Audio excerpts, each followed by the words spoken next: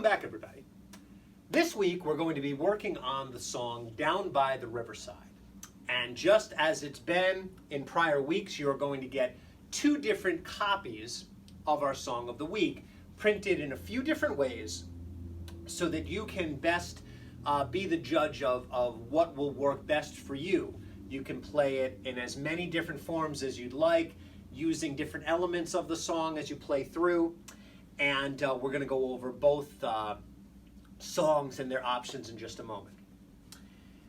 Now, one thing that you're going to notice as you're looking at the song this week is that, unlike last week, the right hand is much different in each rendition this week than it was with caissons. When you were given caissons Go Rolling Along, each rendition was in the same key and all of the note values were identical. This week, that gets thrown right out the window with Down by the Riverside. One of the renditions is in the key of F.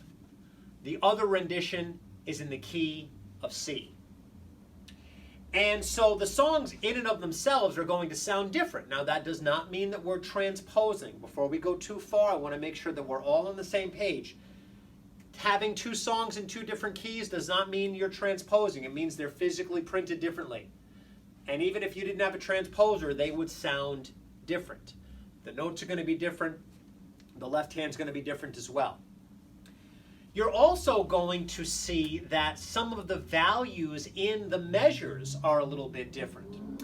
In one of the copies, there's a lot more of that scenario that I went over being difficult in caissons, where you have a dotted quarter note and an eighth note, and then two quarter notes after that, where everything is not as even as it is in the other rendition. We're going to go over the other one first, and then we'll loop back around and speak about the second one after that. But it is the second one that the timing is going to be a little bit more intricate. Okay? And you want to make sure that you're reflecting that. We always want to play what's in front of us. We don't want to fall into the trap of playing it the way that we remember it being, because our memories can be a little faulty. What's on the page is in black and white, and it never changes. Now, something you're going to see as an instruction in the first rendition that we're going to go over today is something called 8VA. And 8VA is very much related to cut time. You might say to yourself, well, okay, I know what cut time is, and some of you may be saying, I know what 8VA is, and I don't see a comparison there. Well, let me break this down for you. Let's unpack this so that we can see how these two things really kind of mesh together and have the same goal and the same function. 8VA stands for the word octava. The VA is where obviously the VA comes from. OCT is where the 8 comes from. Octopus has 8 arms. An octagon has 8 sides. An octave is 8 keys, the 8th one being the same one that you started on. So when we talk about 8VA, basically what we're doing is we're talking about some notes that, let's say, are located here. So I just drew a middle C, a D, and an E.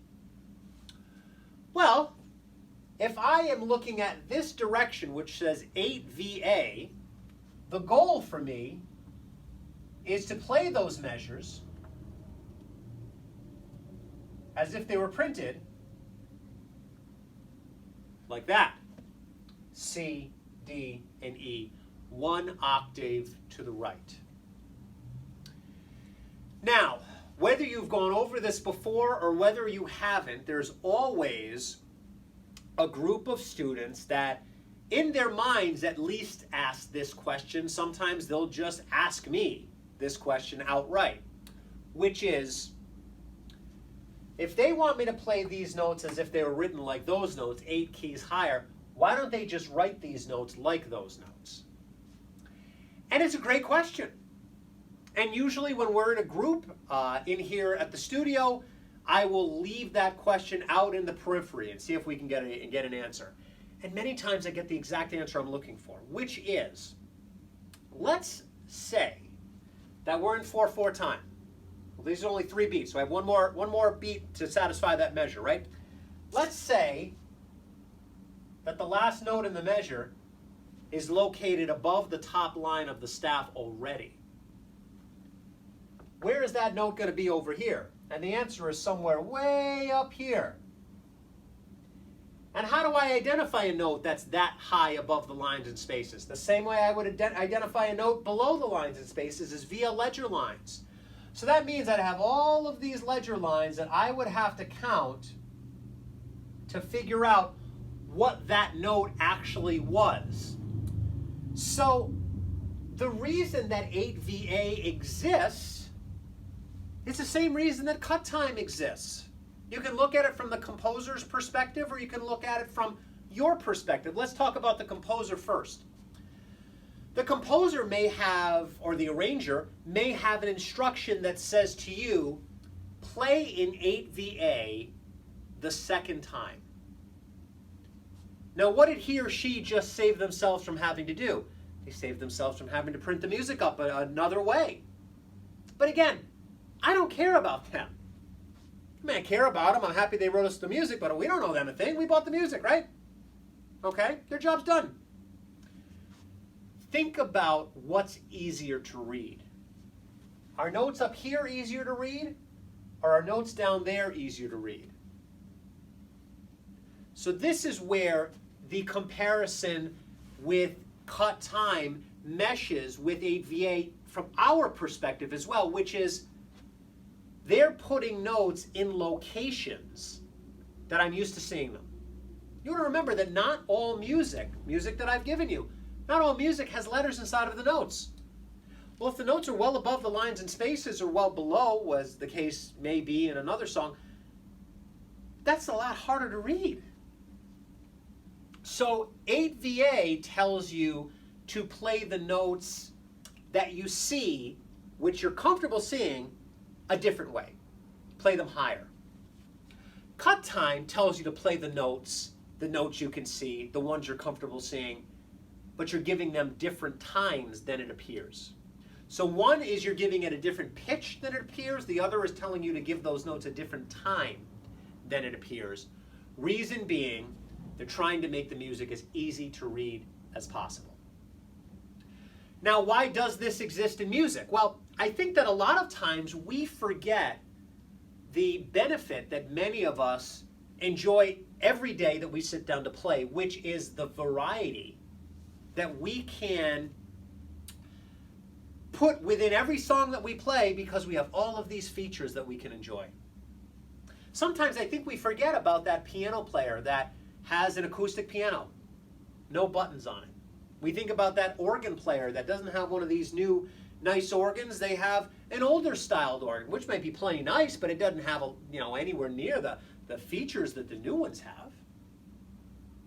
So what is that player to do to make it sound different? You can buy a really expensive piano. There's some pianos out there that are hundreds of thousands of dollars. There's no button on there that says violin. There's no button on there that says trumpet or waltz or anything that you may kind of take for granted because you've always had it, many of you. But my gang that doesn't have that stuff, they have to have a way to vary their sound. And this is a great way to vary your sound by simply moving up an octave or changing the pace of your song. It allows you that may not have the creature comforts of all of these great variations that you can use to still vary your instrument at least in a degree. Now, as you look at that rendition, the first rendition of Down by the Riverside, the one that you should be looking at is the one with the letters inside of the notes. That rendition is in the key of F. Your first chord is F, your last chord is F. The vast majority of your B flats, or B's are B flats, which is the calling card for the key of F. But it's not only B's that are flatted here. There are some sharps, there are other flats, So I wanted to pull this one up because it's a great example of a song that doesn't follow the key lockstep, only F, G, A, B flat, C, D, E, F. There are many exceptions made in this song, and that can occur. But if your first chord is F and your last chord is F, this song is built on the scale and the key of F, even if it deviates from it from time to time. Now, as you look at the measures that you can see here, one thing that's striking to me is the fact that in some of these measures, the first thing that you do is nothing. You have a rest. You have a one-beat rest in many of these measures. The one-beat rest looks like that. And that is the first thing that you see in a measure on line 1, a couple measures on line 2, a measure on line 3, another measure on line 5. This is an example of something that we call syncopation. And syncopation basically means playing a note where you normally wouldn't, or not playing a note where you normally would. And this is the not playing a note where you normally would scenario here. And it can really play with your timing. It can really play with your timing and make your timing difficult. That's also going to be impeded by the fact that in some of those measures, there's even a chord above it. So you see this thing, and then you see a chord above it. So my left hand leads the way. That doesn't happen a lot. A lot of times the left hand and the right hand go together. If I have pickup notes, the right hand goes first. Here, the left hand is leading many of these measures, and your right hand follows it. Syncopation. Okay? Playing a note where you normally wouldn't, or not playing a note where you normally would. We're looking to change from the organ to the piano. Reason being that this is a gospel song. Gospel songs, in a way, are kind of related to marches in that they're a very upbeat style of music that can oftentimes be misinterpreted by the player and played twice as fast as they normally would be played. So it does say 110 here. I'm going to play it at 110. I am not going to play it in cut time. Be careful. If you want to play it in cut time, that's fine, but just know that you are. But back to the instrumentation, starting out with an organ. Going to a piano on line 5. Now you notice it says change to the piano, not add the piano. And that is a distinction that really does need some clarification, because on some of your instruments, your organ sounds, particularly the Lowrys, are in their own section as compared to piano. And that is very important because your piano is with your orchestral sounds like your guitars and your strings and your woodwinds. You have a button, some of you have a button that says more. Now what happens if you hit a button in that section and one is already on? Well, it cancels that one that's already on, it cancels it, puts the new one on. And you can just hit, and you'll notice that it always shuts the old one off, unless you hold it down, and that's another story. But if you're just hitting it quickly, it's going to shut it off. For those of you that have these Lowrys, I'd like you to turn an organ sound on in your organ section and then hit one of those numbers or one of those buttons. Inevitably, what you're going to see is that that organ sound stays on. And I want to bring that up because they are looking for us, the arranger here, is looking for us to turn the organ off and have the piano on alone. So that means you have to make sure that your organ is off and your piano is on by itself, and that's going to require 2 buttons if you're playing on a 1-level instrument. Okay? Organ goes on, piano goes off. The end of the song, it switches back. Organ goes off, organ goes on, piano goes off. Okay? So it starts out organ on, piano off, then it switches. Then piano's on and organ's off. That happens on line 5. We get to page 2, organ comes back on, piano goes away. You can't just hit organ and piano on many of your instruments because if you do, they're not going to cancel each other out. Now if you're on a 2-level instrument, put one on one level and one on the other. That way, you just move your hand. You're good to go. This one again is an 8VA. Okay? So as you're looking through this one, you want to, reflect on all of these things that we went over. There's a lot of rests in this song. The preponderance of the rests, at least their largest degree, are where we're changing, which is great. Because if it takes you more than a button or two, they kind of bought you some time there. At 110, it's not a lot of time, but it is time. Okay? Why don't we go ahead and set this song up. I'm going to play it for you both on a Lowry as well as a Yamaha, so you can hear two different types of gospel styles. And when we come back, we'll talk about the other rendition and how you might best be able to set that one up. Okay, so here we are with Down by the Riverside. I have a gospel organ sound on the top keyboard. I have the piano on the bottom, which is going to allow me to transition as easily as possible. I did pick an introduction. I have myself set at 110 beats per minute, and I'm going to play an F to start.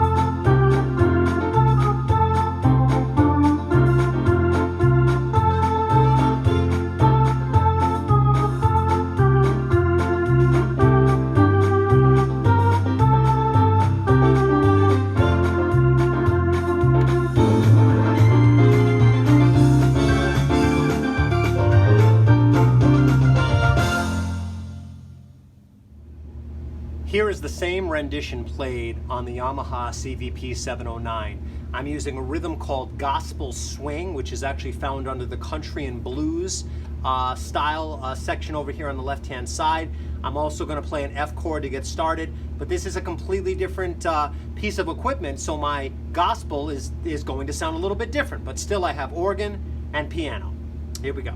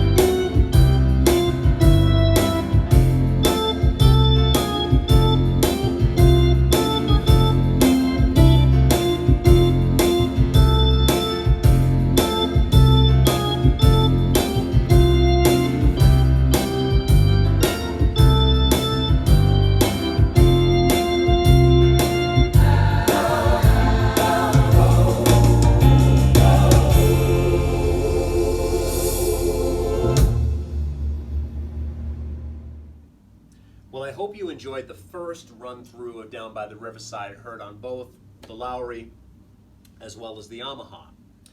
Now let's take a look at rendition number 2. Rendition number 2 does not have letters inside of the notes. It does not mean that you cannot place letters inside of the notes. I had a student this week ask me the best method by which to become comfortable with playing notes without the letters. And my suggestion may have surprised them at first, because I had said, well, write the letters in. But I needed to elaborate a little bit on that. I said, make a copy of it first, and then write the letters in on one of them. And then what I would do is I would go page by page, and I would put both renditions, one with the letters and one without, right next to one another. And that way you can cross-reference. If your goal is to become comfortable playing music without the letters, now let me take a step back from even there. There's a ton of music out there with letters, well more than there used to be. So if you don't have this desire to learn how to play music without letters, it does not mean that you're going to run out of material. You will never run out of music. Okay? But it is a benefit to you in that you won't be handcuffed in the event that you get to a song that doesn't have letters.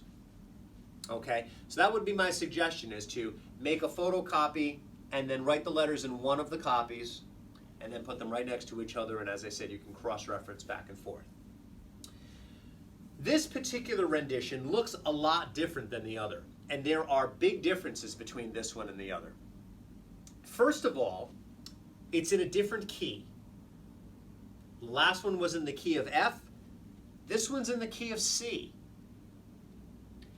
Now, do songs in the key of C always include only white keys? No. Just like songs in the key of F don't always include only white keys, with the exception of the B. The B becomes a B flat in the scale of F. Well, if you look at the other copy of Riverside, there are many instances of other notes aside from the B flat needing to be played as a sharp or a flat, or as a black key. In this song, there aren't many, but there are a few instances where, yes, you're playing a black key, in spite of the fact that the song is in the key of C. Now, not only is the key different, and that in and of itself is going to make this rendition sound a little bit different. Something else you're going to notice is that at first glance, it appears shorter. Much shorter, actually. If you look at the other copy, you have 6 lines on the first page. You have 6 lines on the second page. All of a sudden, you get to this Down by the Riverside, you only have 2 lines on page 1. I'm sorry, 4 lines on page 1. You're too short. That means I'm too short right on the first page, and then I look at page 2, and I got 5 lines. I got 6 lines on the second page of the other Riverside. So I'm short 2 lines on the first page and 1 line on the second. So there's 3 full lines I don't have. So what did they skip? Well, the short answer is they didn't skip anything. What they did in this rendition is something they didn't do in the other. The other rendition, you went from beginning to end without stopping. This rendition, they've given you some symbols that you had to follow, or have to follow, which tell you to go back and replay something that you already played. Okay? This is another great example of just like 8VA, just like cut time, things printed in music which have basically 2 different functions. A function for a composer and then a function for us. Now, as I've said multiple times, I'm interested in our function. I don't necessarily care so much about the composer. The idea here was to print the music as large as they were able to. You'll notice that this printing is much larger than the other. The other's really shrunk down. They wanted to print it larger on the smallest amount of pages possible. Well, those two things kind of juxtapose one another, don't they? If I want it big, it's likely that I'm going to have a lot of music, okay? Well, symbols that tell you to go back and replay things you've already played assist you in finding a middle ground here. And that's what we see here with Down by the Riverside. Now, right off the bat, at the beginning of the song, between my first and my second note, I see a symbol right after the NC. NC stands for no chord. It's indicating that that is a pickup note. Right after that, I see a symbol, and it looks almost like two really fancy S's with a line in between them. And that's an important symbol, okay? That symbol is indicating to me that at some point, I am going to need to come back here. I may not know when yet, but I want to remember, I need to come back here. So I just plow right through that as if it wasn't there, but I just keep it in the back of my mind. I'm going to have to come back to this spot. I play the rest of line 1. I play line 2. I play line 3. I play line 4. Now, towards the end of line 4, I see something that says to coda, and it's a circle with a cross there. I don't do anything right there. The reason is, for me to abide by that, I need to know where I need to go, what I need to do, and I've been given no information yet. There's no information about that section. Actually, in traditional sheet music, it wouldn't even say to coda. It would just be the circle with the cross. So that's even less information. At least with to coda, it tells me, okay, well, I'm going to have to do something with a coda. But let's say that wasn't there, as it wouldn't be in traditional music. It'd just be a circle with a cross, and you say, well, gosh, I don't know what to do with this. Nothing's giving me any indication as to what to do with this. So what do? Keep on going. So now I'm on page 2. I play line 1, I play line 2, I play line 3, I play line 4, I get to line 5. I notice that line 5 is broken up into 2 sections. Well, I start with section 1. And at the end of section 1, here's my key. Here's the key to my lock. DS al coda. The DS stands for either del or dal segno, which is spelled, we'll say dal, D-A-L, S-E-G-N-O, with that little tilde over the end there. Del segno. That means, literally translates to the sign.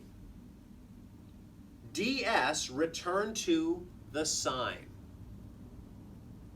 But it doesn't just say DS and that's it. It says DS al coda. Return to the sign and play to the coda. So what do we return to? Well, we had that symbol. Remember that symbol that looked like this? So we return to that, which was one note in.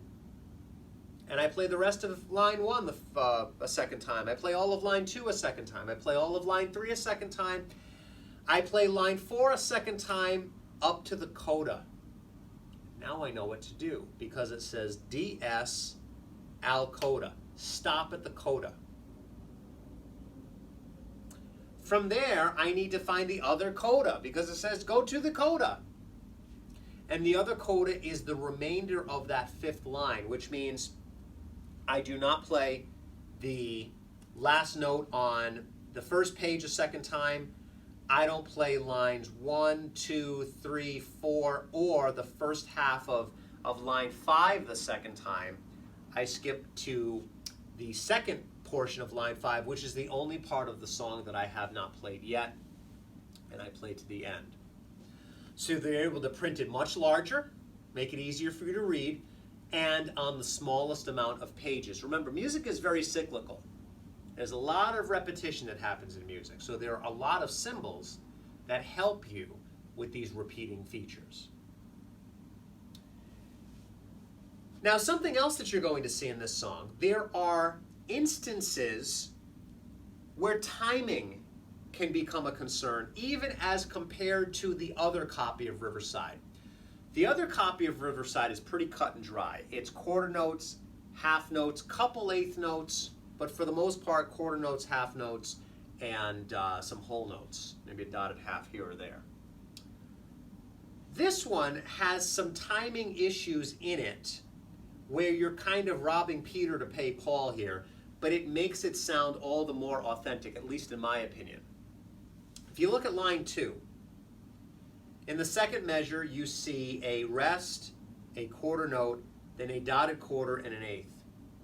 Same goes on the last measure of line 2, as well as the last measure of line 3.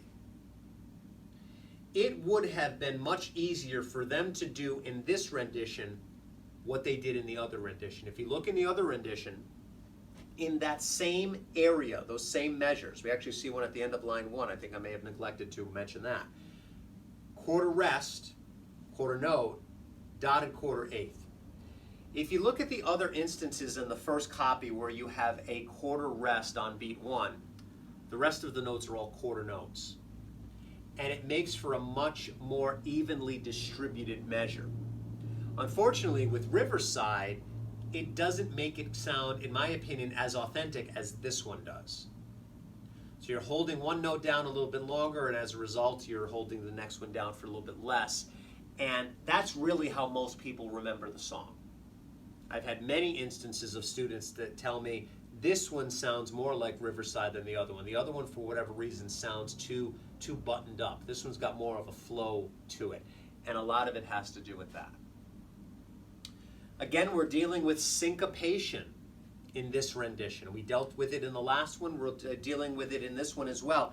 And syncopation is, as my teacher told me when I first went over it, he said that there were volumes written about syncopation and the intricacies of it. But basically, to me, syncopation is this, and it's something that stuck with me, which he said to me all these years ago. It's stuck with me ever since, which is having to play a note where you normally wouldn't expect to play a note, or not playing a note where you would expect to.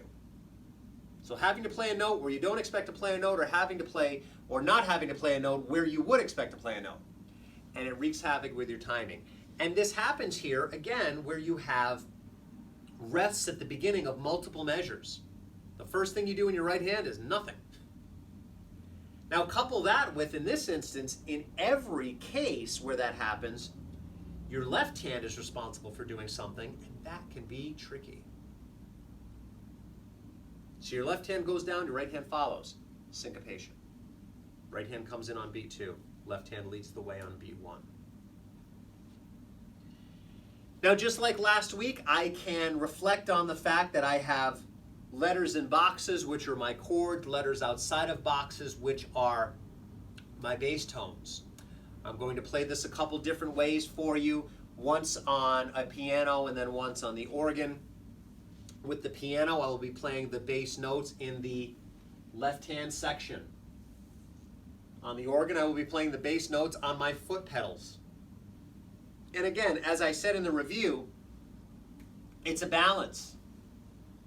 Some students say, I cannot play those feet. I mean, it's just very difficult for me. Well, if you want bass tones and you're not going to play the feet, it means your left hand's going to have a lot more movement to it, because you have to reach your left hand to get to the bass tones furthest down to the left. And then your chords need to be played up here, because chords don't sound good down here. So I'm doing this stuff. If I can become comfortable with those foot pedals, I have to move my left hand less. I can play the C chord over and over again, and I mix within the C chords a pedal. So I see the bass pedal C, I play the C chord. I lift my C chord up, I play the bass pedal B, and I play that C chord again. Lift my hand up, pedal A, C chord again. So I'm not moving my left hand anywhere near as often. Is one easier than the other? One might be easier than the other for you. But if you have both options, I strongly suggest trying them both out, because at least that way you can determine which one is actually easier for you, as opposed to, well, I don't have the other one. If you had both, you may have chosen the other one if you did. And for those of you that do, I want you to find the one that's most comfortable for you. Now again, this is you creating the beat. So this is somebody that is playing on an acoustic piano that has no buttons, or they're playing on an organ that doesn't have as many features as our organs here do. or they don't have gospel, and they want to replace that beat with their own beat. Well, that's what we're doing here with these intersecting bass tones and chords. Now I want to take a look at page 2 for a moment, because page 2 is written much differently than it normally would be. Normally, if you had an F chord at the beginning of that second line there, in the rather second measure of the first line, you wouldn't have the F chord repeated 1, 2, 3, 4, 5, 6, 7 more times. Just like on the second line, if you have a C chord at the beginning of the line, you wouldn't have the C chord repeated another 7 times, a bunch more times. You see it again on line 3, you see it again on line 4. This is done because when you choose a beat, again, this is without a beat. When you choose a beat, what happens in the background? Well, a lot of times it's a guitar player, right? They're playing chords. Could be chords on a guitar, could be a piano player doing this. And when you hear that chord, what happens? A chord incessantly. Bup, bup, bup, bup, bup, bup, bup, just like that. Over and over. You may not be doing it. They're doing it on your behalf.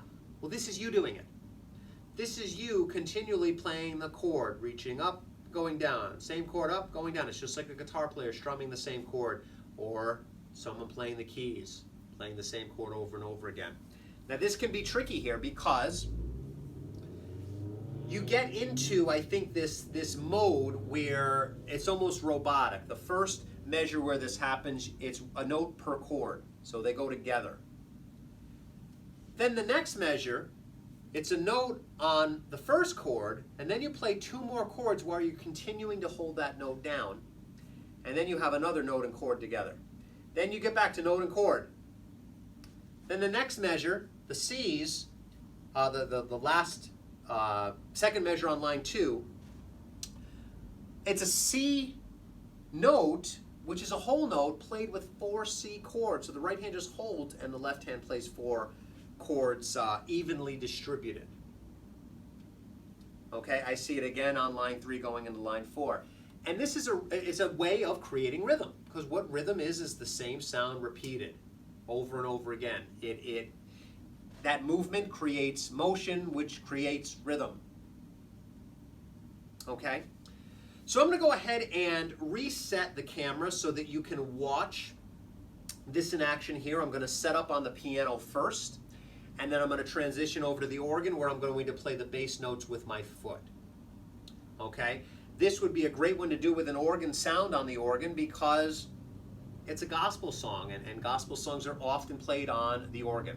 So I'm going to play it on the piano with a piano sound. I'll play it on the organ with an organ sound, but it doesn't mean I couldn't do the opposite. I could play an organ sound on the piano. I could play a piano sound on the organ. All right. So when we come back, you'll see a bird's eye view of the Yamaha Clavinova, and you will hear Down by the Riverside played in the traditional manner with bass and chords.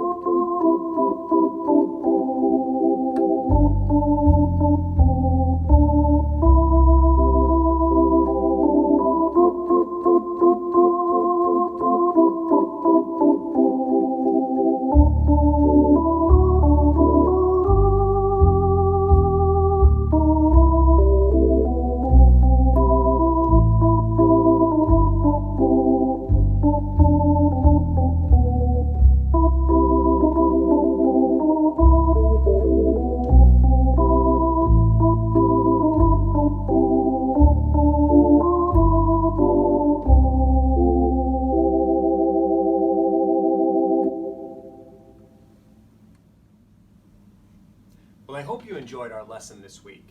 If you have any questions, there are a variety of ways that you can reach out to us. Don't forget, you can go to our website, which is keys2funmusic.com. Right on the home page, there's a chat box, and if you type into the chat box, it will show up within minutes to me, and I can answer your question hopefully as quickly and as accurately as I can. You can also send us an email.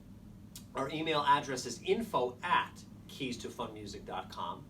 You can feel free to visit our Facebook page. Just look up Keys to Fun Music and Lesson Center on Facebook, and we are there. We're pretty responsive that way as well. You can call the studio. 401-277-9800 is a studio line to Keys to Fun, or you can come visit us directly. We're open normal business hours, Monday through Friday, 1665 Hartford Avenue, Suite 12 in Johnston, Rhode Island. We'd be happy to see you. We'll see you next week, everybody.